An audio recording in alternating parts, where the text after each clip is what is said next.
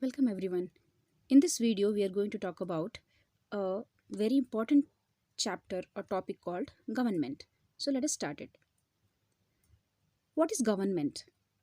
An organization that has the legal sanction to run the administration of a country is called government. So what do? They make laws, they amend laws, and they implement the formed laws.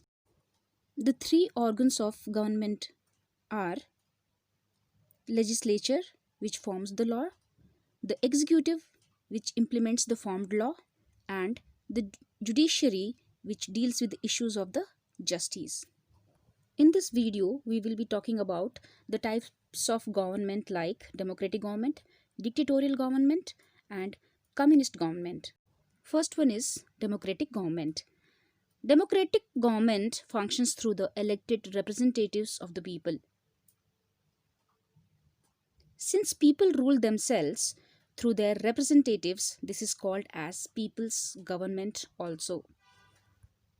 Democracy is a system that ensures individual freedom, freedom of expression, and freedom of forming associations. So we can say that democracy is a government of the people, by the people, and for the people. Let us move on to fundamental principles of democracy. The first one is freedom. Freedom is the basic tenet of democracy.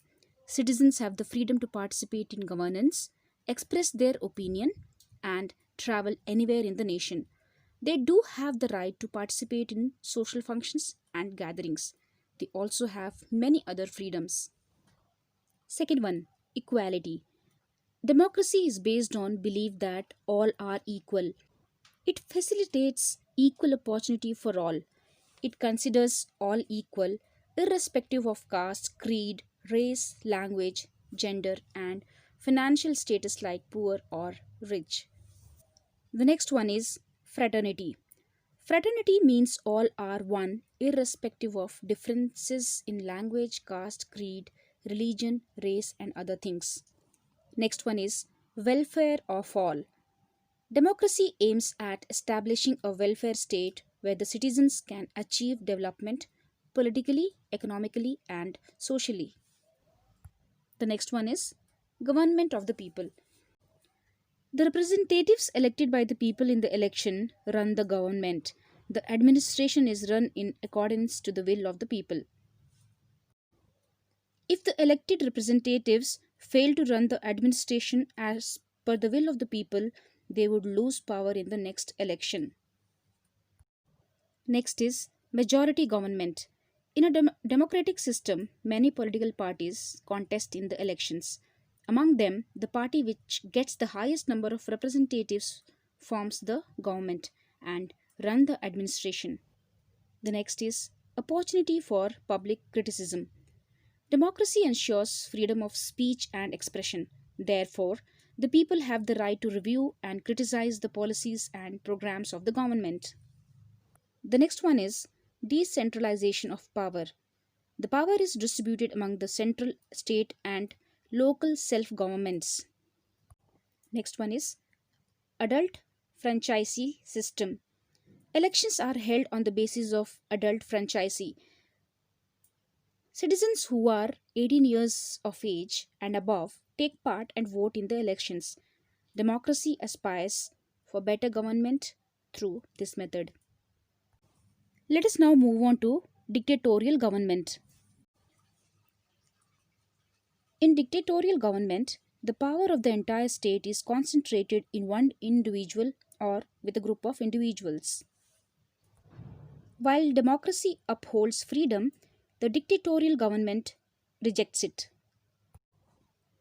In this type of government, the administration is run in accordance to the whims and fancies of the ruler. His wish becomes the law. All social, economical, religious, and other principles are nothing but the orders of the ruler. In dictatorial government, citizens do not have any right to oppose it or criticize it. The dictator's wish is final in questions of lawful or unlawful issues.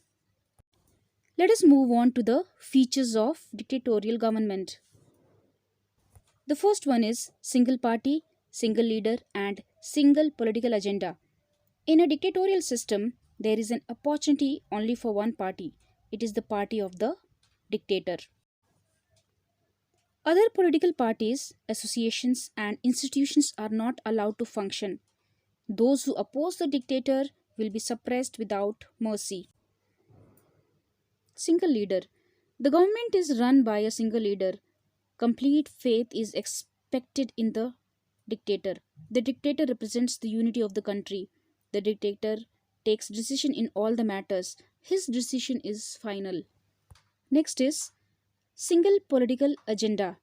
It has a single political agenda for the complete nation. It is the agenda of the party that belongs to the dictator. In accordance to the agenda, the administration of the dictator runs. No individual freedom is the next feature. In dictatorial system, individuals will not have any rights or freedom. The citizens will have no right to form associations, organize meetings, and express their will. They have no rights to criticize administration. The citizens have to accept and approve the administration of the ruler. Next one is glorification of nationalism. Nationalism is given extreme importance in dictatorial government. It seeks to increase the sense of nationalism in people. It expects people to undergo any sacrifice for the sake of the country. The next one is totalitarianism. The dictatorship is totalitarian and it regulates the social, political, economical, educational, and cultural factors. There should be nothing against the government and everything should be in favor of the nation. The next one is racial superiority. The dictatorship accepts racial superiority. He believes that their race is superior to the races living in other nations. For example, Hitler believed that the Germans were superior to the other races living in other nations. So we can sum up that the dictatorship is against the democratic system. The Second World War is the result of dictatorship. Most of the modern nations are adopting the democratic system. Next form of government is communist government. The communist government is a government that believes in the principle that all basic means of production like land, labor, and capital belongs to the community. It also believes that one should work as per his capacity and one should get as per his needs. There is no promotion for the private property in this government. Communism is based on the principle of equality and seek to foster a society that has no discrimination based on caste, creed, rich and poor. According to the communist philosophy, private property is the difference between the poor and the rich and leads to struggles between the rich and the poor. The communist system of government was advocated by Karl Marx, the German philosopher. Let us move on to the features of communism.